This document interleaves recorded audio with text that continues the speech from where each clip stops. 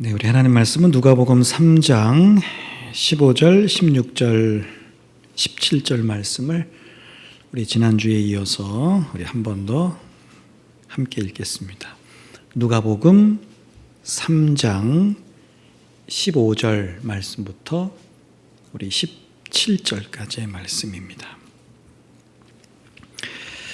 자, 우리 함께 읽을까요? 누가복음 3장 15절로 17절 시작.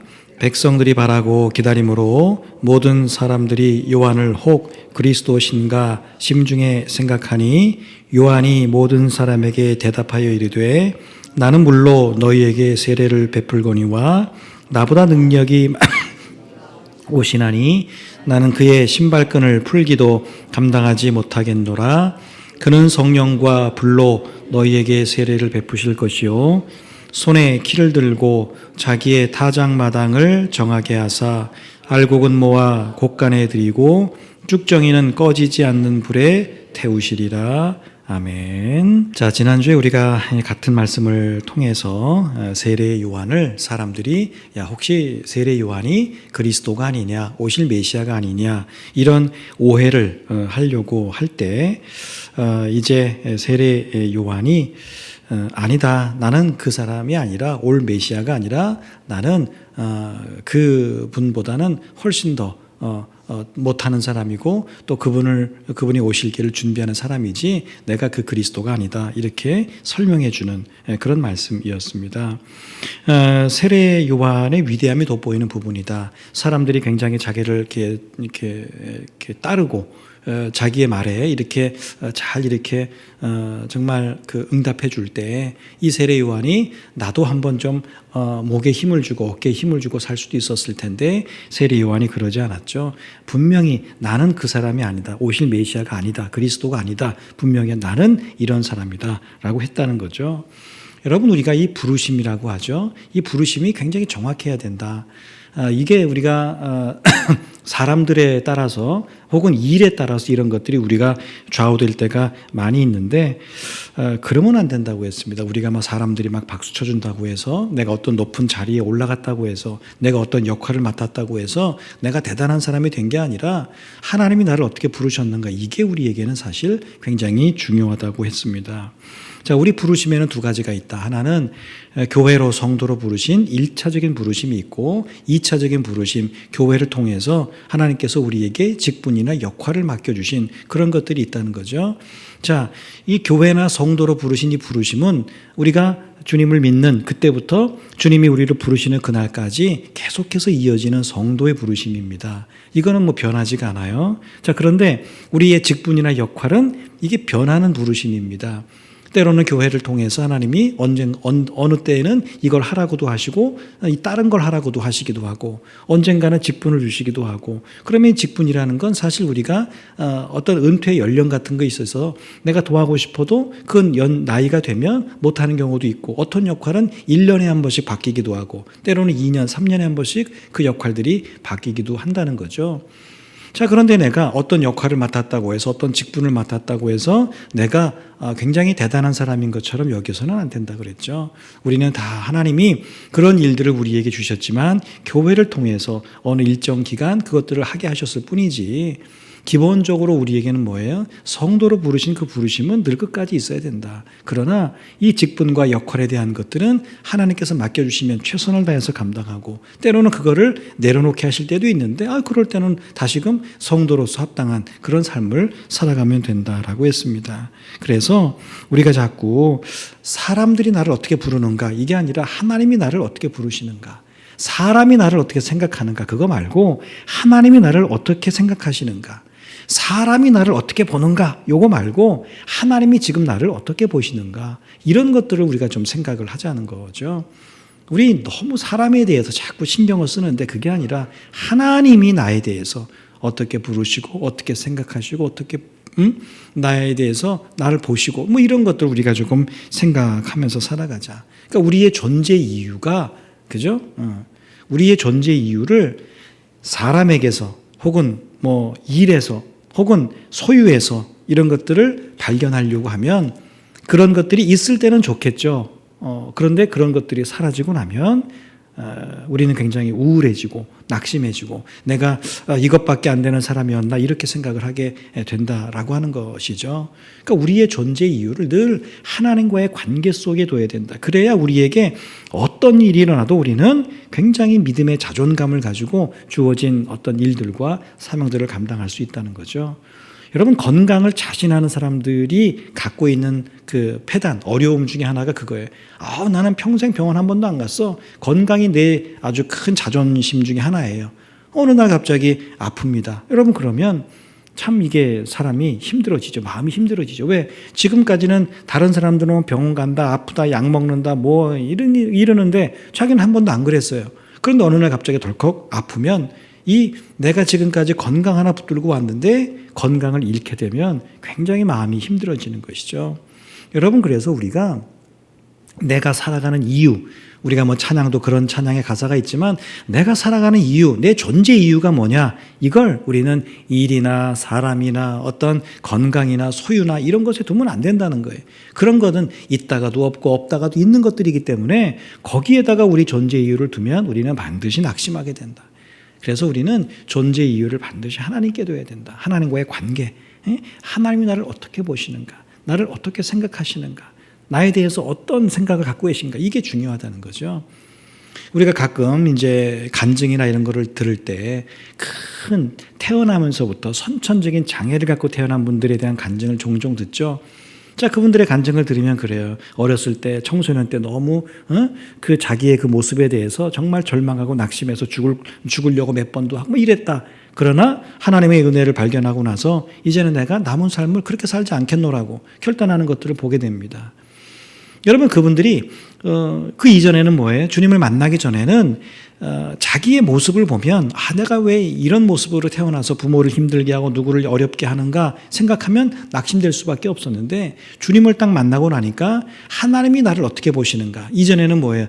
내가 나를 어떻게 보는가, 사람들이 나를 어떻게 보는가, 그것만 생각했는데 하나님이 나를 어떻게 보시는가, 이게 발견되고 나니까 사람들이 나에 대해서 말하는 거 그게 신경 쓰이지 않는다는 거예요. 장애가 있지만 얼마든지 남은 삶을 하나님을 위해서 살 수 있다는 걸 발견하고 나서 그렇게 살아가는 사람들의 간증을 우리가 듣습니다. 여러분, 그래서 우리의 존재 이유를 우리는 하나님에게서 발견해야 된다. 여러분, 그래서 성경을 읽는 게 굉장히 중요합니다. 사람이라고 하는 건 늘 생각이라는 걸 하게 됩니다. 이게 뭐 내가 좋든 싫든 사람은 뭐 멍하니 사는 사람은 하나도 없거든요. 생각이라는 걸 하게 되는데 성경을 딱 덮어놓으면 우리는 무슨 생각을 하게 되죠? 내가 어떤 사람이지? 사람들이 나에 대해서 뭐라고 말하지? 자꾸 그런 생각을 하게 됩니다. 성경을 자꾸 읽다 보면 성경 속에서 하나님이 나에 대해서 하시는 말씀들을 우리는 발견하게 돼요. 하나님이 나에 대해서 말씀을 안 하신 게 아니라 수없이 말씀하고 계신데 우리는 그걸 보지 않고 듣지 않아서 자꾸 잊어버리는 거예요. 그러니까 성경을 자꾸 보면 하나님 나에 대해서 이런 사람이라고 하시는구나, 이런 존재라고 하시는구나, 그걸 자꾸 보게 되면 믿음의 자존감이 쑥 올라가죠. 사람들이 아무리 뭐라 그래도 전혀 개의치 않고 믿음으로 살아가는 그 모습을 보일 수가 있는 것이죠. 자, 그래서 우리가 이제는 우리의 존재 이유를 좀 하나님과의 관계 속에서 발견하자. 자, 같은 말씀이지만 지난주에는 이제 이 세례 요한이 나는 메시아가 아니다 라고 하는 것에 대한 말씀이었다면 오늘 말씀은 같은 말씀이지만 이제 뒷부분, 이 세례 요한이 나는 그리스도나 메시아가 아니고 오실 메시아가 있는데 그분은 이런 분이야 라고 설명하는 부분이 이제 오늘 말씀입니다. 오실 메시아가 있는데 그분은 네 가지로 이제 그 오실 메시아를 설명을 합니다. 오늘 말씀에서. 자, 첫째는 오실 메시아는 요한, 자기보다 능력이 많은 분이다. 나보다 능력이 많으신 이라고 했는데 이건 하나님을 표현하기도 하는데 사람들이 볼 때는 지금 세례 요한 앞에 있는 사람들이 볼 때는 혹시 저 세례 요한이 그리스도가 아닐까, 메시아가 아닐까 생각하는 이유가 뭐예요? 보니까 하나님의 말씀을 굉장히 능력 있게 증거합니다. 회개하라 하는데 그 선포가 아주 그냥 사람들의 마음을 울립니다. 바리새인, 사두개인, 뭔가 잘못하는 사람들에게 자기들은 찍소리 못하고 있었는데 그 사람들에 대해서 아주 힘있게 너희들 지금 잘못하고 있어. 너희들이 아브라함의 자손이라고 그렇게 뭐 당당한 것처럼 여기는데 그러면 안 돼. 회개에 합당한 열매를 맺는 게 중요하지 아브라함의 자손인 게 뭐가 중요해요. 이렇게 막 이야기한단 말이죠. 그러니까 자기들이 하지 못하는 말을 하고 하나님의 말씀을 아주 힘있게 증거하는 그런 모습들을 보면서 지금까지 그런 사람들이 없었는데 그런 선지자가 400년 동안 없었는데 어느 날 갑자기 세례 요한이 짠 나타나서 힘있게 하나님의 말씀을 증거하니까 혹시 저 요한이 메시아가 아닐까 이런 생각을 하는데 그런데 오실 메시아에 비하면 요한 자기는 자기의 능력은 아무것도 아니라는 겁니다. 오실 메시아는 요한과 비교되지 않을 위대한 능력을 지닌 분이라는 거죠. 자, 두 번째는 이 오실 메시아는 요한 자기가 그분의 신발끈을 이렇게 풀기도 참 감당하지 못할 정도로 위대한 분이다라고 하는 거예요. 첫째가 능력이었다면 두 번째는 위대함, 굉장히 위대한 분이다. 신발끈을 푼다. 그분들은 우리처럼 운동화를 신는 게 아니라 샌들을 신었죠. 샌들을 이렇게 끈으로 묶는 그런 샌들인데 이 신발끈을 푸는 것, 이건 뭐예요? 신발끈을 풀으려면 일단 낮은 자세로, 그죠?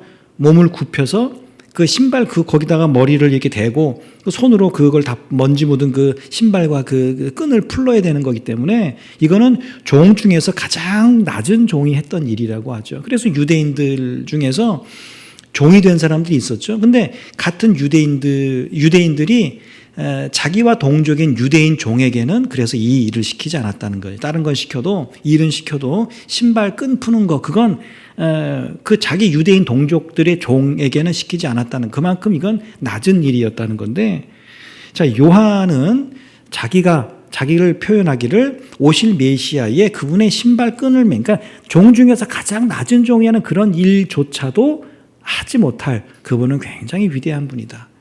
자, 세 번째로는 오실 메시아는 성령과 불로 세례를 베푸시는 분이다. 자기는 물로 세례를 주었어요. 물로 세례를 준다는 건 죄에서 깨끗하게 되는 영적인 어떤 정결함 이런 거를 상징하는데 오실 분은 아니다. 성령으로 세례를 주고 불로 세례를 준다라고 하는 것이죠. 회개라고 하는 하나님의 말씀에 순종하는 사람에게는 성령의 복이 함께할 것을 또 그걸 거스르고 불순종하고 회개하지 않고 죄 짓는 자에게는 불로 심판할 것을 그렇게 말씀하고 있는 것이죠. 자, 네 번째, 이 모든 것의 종합입니다. 메시아는 회개하는 자들에게는 구원을, 회개하지 않는 자들에게는 심판을 내리시는 분이다. 메시아 손에 키를 들고 자기의 타작마당을 정하게 깨끗하게 하실 것이다 그랬죠. 여러분 타작마당 성경에 여러 번 나오는데 이 타작마당 추수를 끝내고 이제 최종적으로 곡식과 곡식 아닌 것을 이렇게 구분해내는 그 타작마당이죠. 단지 타작마당이 수확한 거를 이렇게 추수하는 그런 개념만이 아니라 추수하면서 요즘은 다 이런 것들을 기계로 분류하지만 그 시대에는 그죠? 그런 거 타작마당에서 이제 추수해 온 것들을 다 정리하면서 우리가 먹을 수 있는 양식은 잘 타작해서 곡간에 차곡차곡 푸대에 넣어서 집어넣을 것이고 가라지라든지 여러 가지 것들은 까불르든지 어떤 방법을 써서 이걸 아닌 것은 버리게 되는 태우는 그런 일들을 이제 타작마당에서 하게 된다는 거죠. 그러니까 하나님이 알고 믿는 자들은 타작마당 최종적인 심판 가운데서 그들을 곳간에 들이시고 또 쭉정이 믿지 아니하는 자들은 꺼지지 않는 불에 태우실 것이다. 이렇게 하는 거예요. 자, 요한은 지금 자기는 뭐 하는 거예요? 회개를 선포해요. 그리고 회개한 사람이 있으면 그에게 세례 주는 거로 끝난다는 거예요. 그죠? 요한의 일은 거기까지예요. 요한이 회개하지 않는다고 해서 그 사람 막 벌 주거나 그러지 않아요. 요한은 하나님이 너희들에게 회개를 하라고 하셨다. 회개를 선포하고 회개한 사람이 있으면 그에게 회개했다고 하는 증표로 세례를 줍니다. 자, 하지만 메시아로 오실 분은 회개하는 자에게는 구원을, 회개하지 않는 자에게는 심판을 내리는 심판주로 오신다. 이게 이제 가장 큰 차이가 되는 거죠. 요한은 선포로 끝나요. 세례로 끝나요. 그러나 오실 메시아는 심판까지, 결과까지 보신다는 겁니다.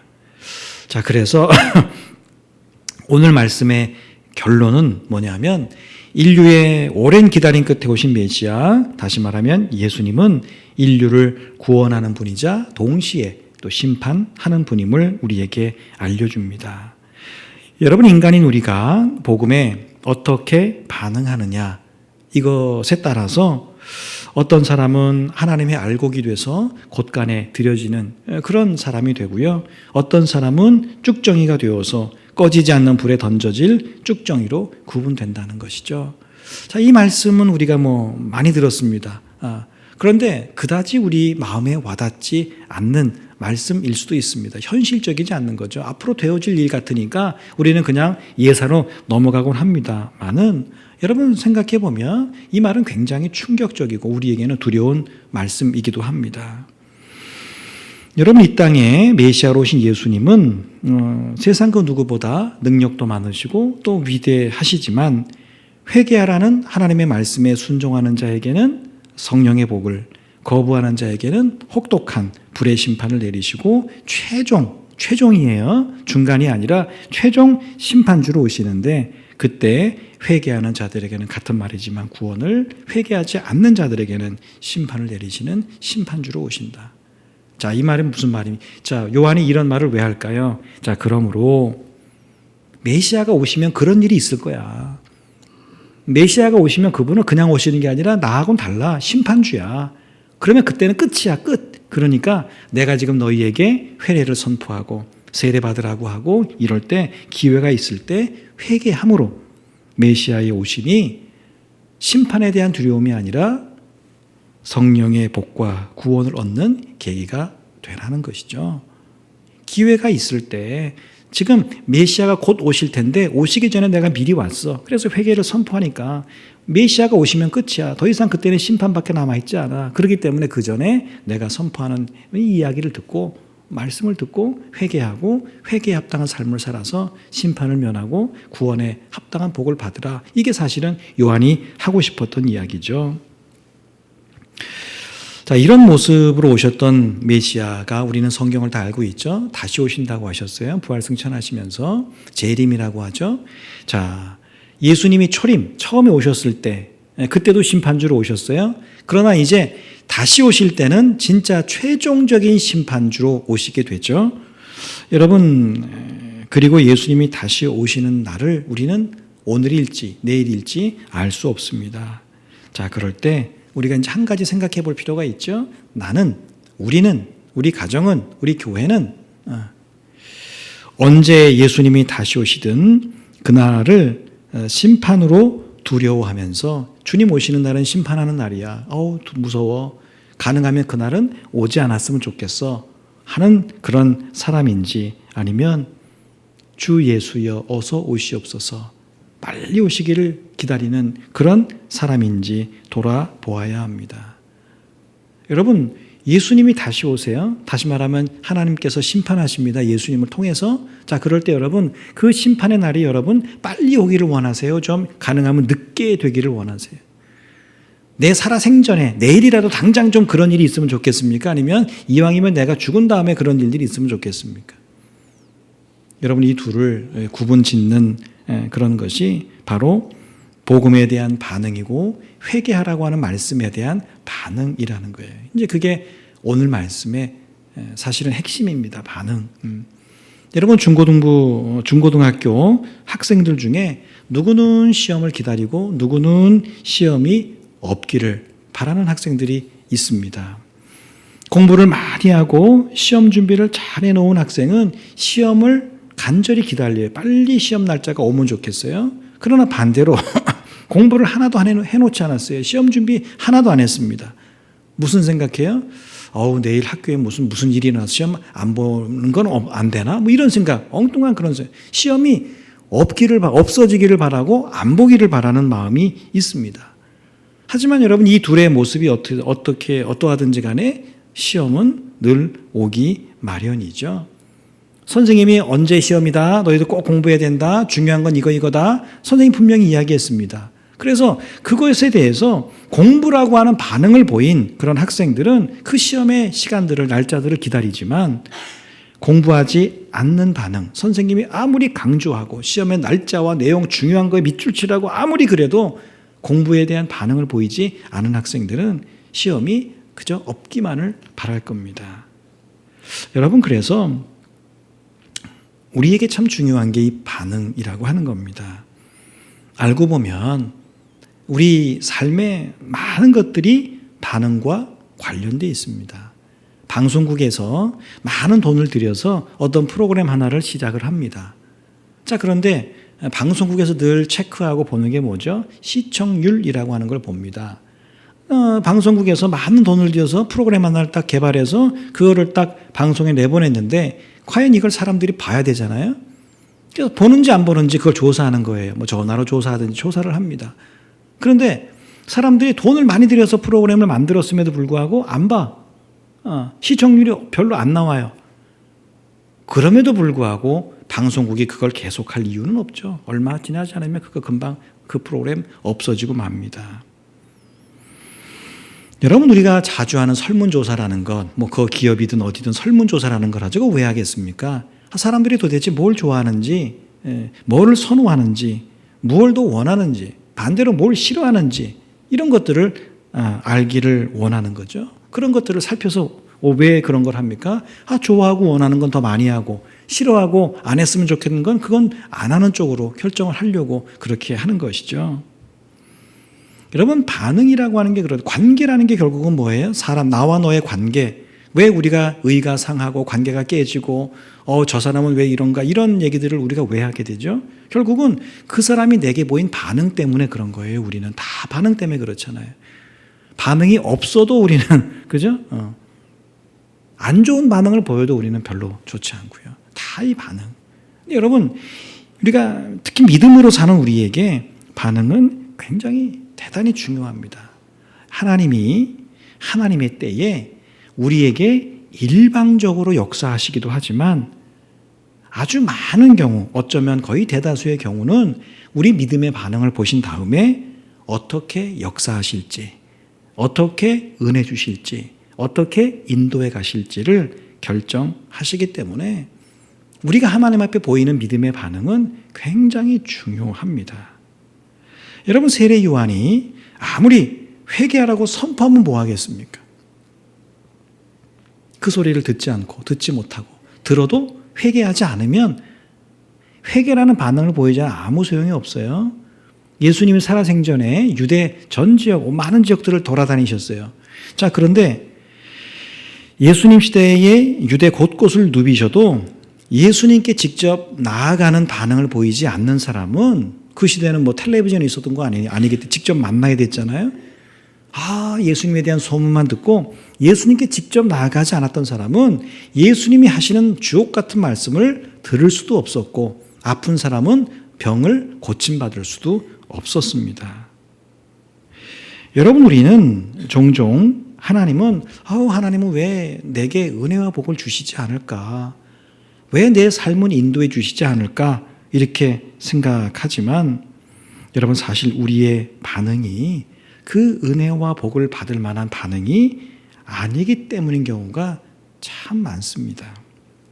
물론 욥처럼 하나님께서 우리의 삶의 어려움을 그냥 내버려 두시는 경우도 없지 않아 있습니다만 사실 그런 경우는 거의 없고요.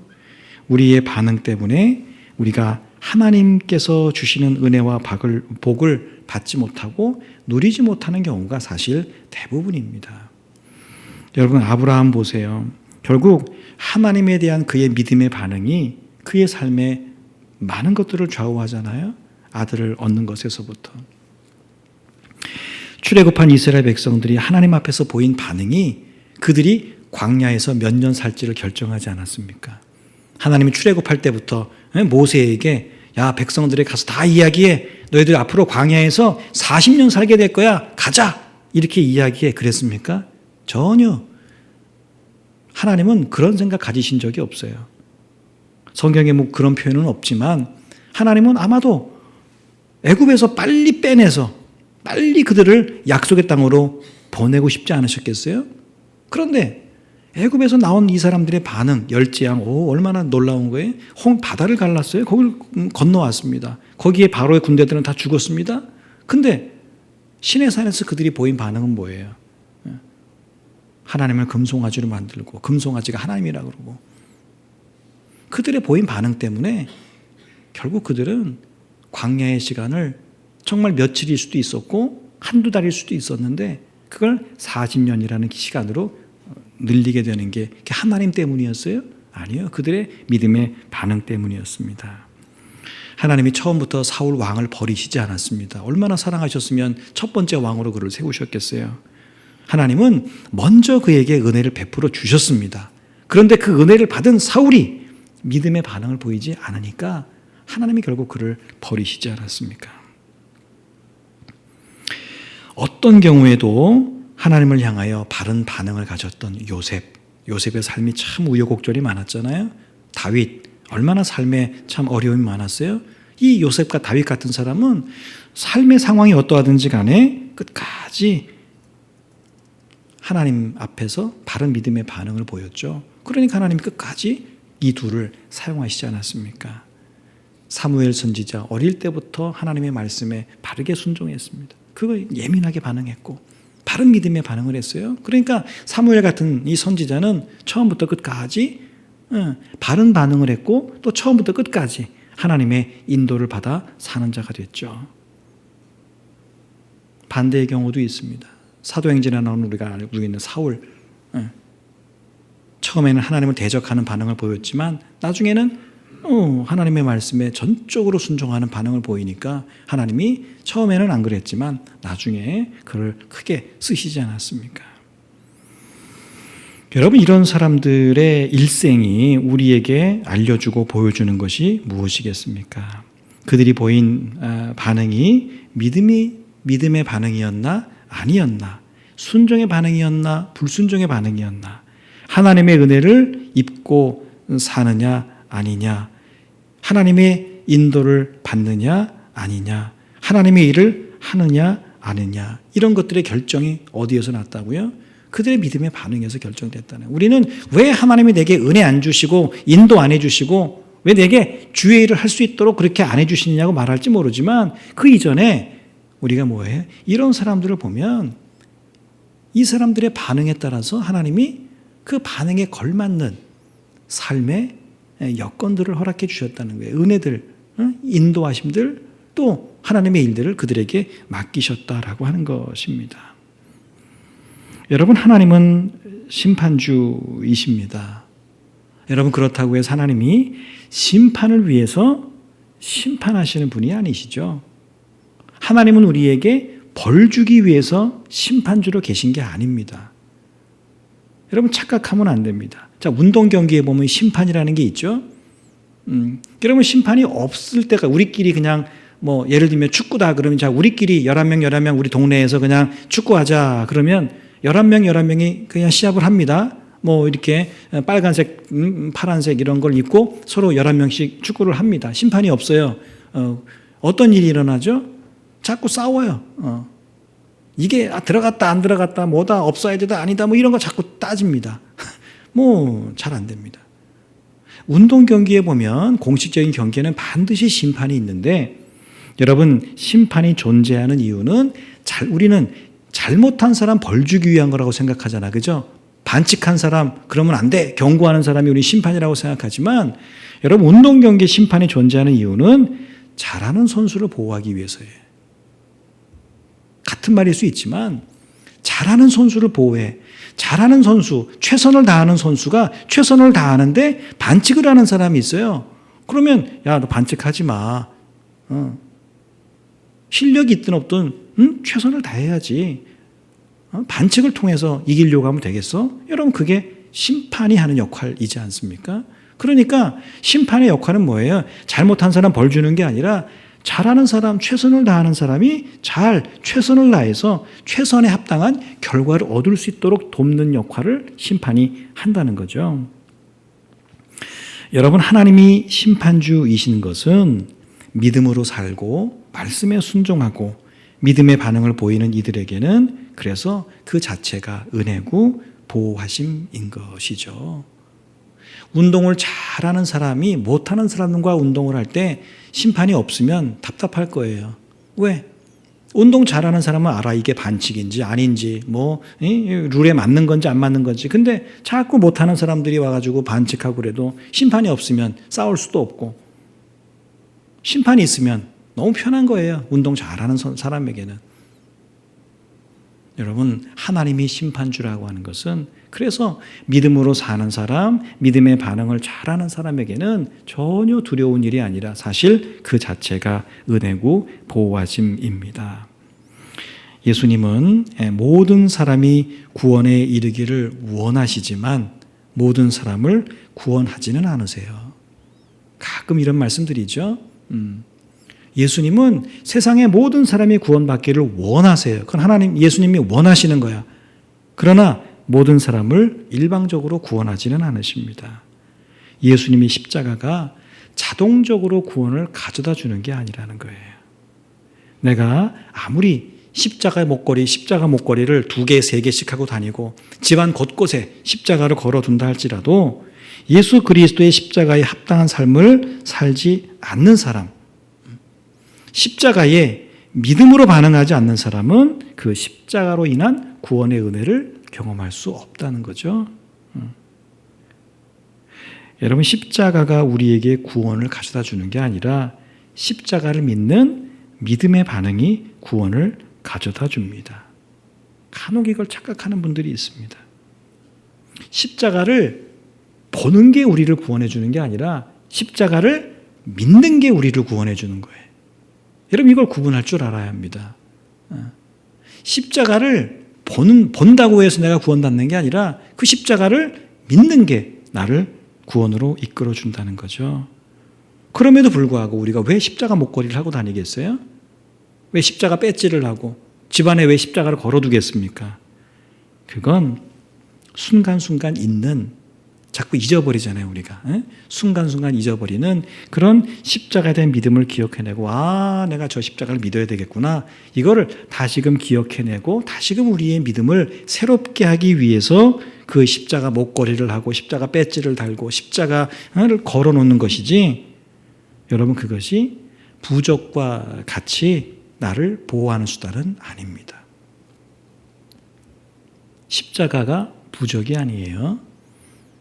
여러분, 자동차에 십자가 걸어놓으면 사고가 전혀 안 납니까? 그렇지 않죠? 아무리 십자가를 10개 걸어놔도 사고가 나려면 사고는 나요. 십자가가 부적이 아닙니다. 종교개혁이 일어나면서 왜 여러 가지 상징물들이 다 없어졌을까요? 여러분, 이제 카톨릭 천주교에 가보면 많잖아요. 이런 십자가는 물론이고 여러 가지 상징물들이 많죠. 유리에도 그냥 유리가 아니라 스테인글라스로 쫙 해서 성화 같은 걸도 그려놓고요. 심지어는 이런 데, 수도원 같은 데 가면은 성물이라고 그래서 막 그런 걸 막 묵주도 팔고 막 팔잖아요. 근데 종교개혁을 하면서 그런 것들을 다 없애버렸어요. 아쉬운 것도 있지만 왜 그걸 없앴을까? 그 이유를 보면 사람들이 자꾸 그걸 부적처럼 쓰는 거예요. 묵주를, 십자가 목걸이를, 십자가 무슨 이런 장식품들을 자꾸 부적처럼 쓰는 거예요. 옛날 우리 부적 종이에다가 뻘겋게 쓴 거 아시죠? 그게 내 품에 있으면 조금 더 안심이 되고 이런 걸로 그것들을 자꾸 쓰는 거예요. 성경엔 그런 적이 없는데, 십자가를 보는 게 믿음이 아니라 십자가를 믿어야 구원받는다고 했는데 사람들이 자꾸 그런 상징물들을 만들어서 사람들에게 돈 주고 팔고 이게 있어야 조금 더 사람의 마음에 안심이 되는 것처럼 그렇게 이야기하고 그랬다는 것이죠. 여러분, 그래서 하나님 앞에서, 그리고 정말 우리가 하나님 앞에서 날마다, 여러분 예배 드릴 때도 마찬가지고 여러분이 각자 기도하실 때도 마찬가지고 또 우리 찬양팀 인도할 때 찬양을 함께 하나님 앞에 찬양을 부르고 올려드릴 때도 마찬가지고, 중요한 건 뭐예요? 우리가 아니라 납니다. 우리는 나와 나가 합쳐진, 우리가 그 무리를 우리라고 하잖아요. 여러분, 다른 사람이 힘있게 찬양하는 걸 내가 힘있게 찬양하는 거라고 착각하면 안 됩니다. 그분이 힘있게 찬양하고 능력 있게 찬양하는 것이지 그 사람 찬양 듣는 게 내가 이게 아니라는 거예요. 늘 말씀드리죠. 예배 시간에 지금 여기에 100명이 200명이 있다 할지라도 지금 나 혼자 하나님 앞에 예배 드리는구나, 이 심정을 가지고 우리는 찬송도 해야 하고 예배에 임해야 한다고 했습니다. 묻혀 있으면 안 돼. 우리는요, 100명 속에 딱 묻혀서 그냥 다른 사람 찬송 부르면 그냥 뭐 찬송 잘 부르나 보다, 설교 들으면 잘 설교 듣나 보다, 이게 아니라 지금 여기에 100명이 있지만 딱 나 혼자밖에 없구나, 그런 우리는 마음의 자세를 가지고 하나님 앞에 예배 드릴 때 혹은 기도할 때 찬송할 때 우리는 진심이 담긴 예배와 기도와 찬송을 하게 되고 그것이 하나님 앞에서 바른 반응이 될 거라는 것이죠.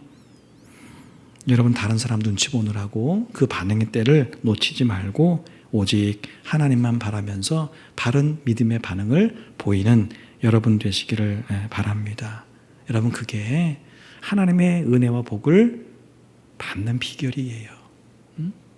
나는 아무것도 하지 않고 하나님 은혜만 달라고 하면 그게 과연 은혜겠습니까? 잘 생각해 보세요. 나는 돈을 관리할 준비가 전혀 되어 있지 않아요. 그런데 많은 돈이 과연 여러분 내게 그게 복이 되겠습니까? 나는 시간을 관리할 줄 몰라.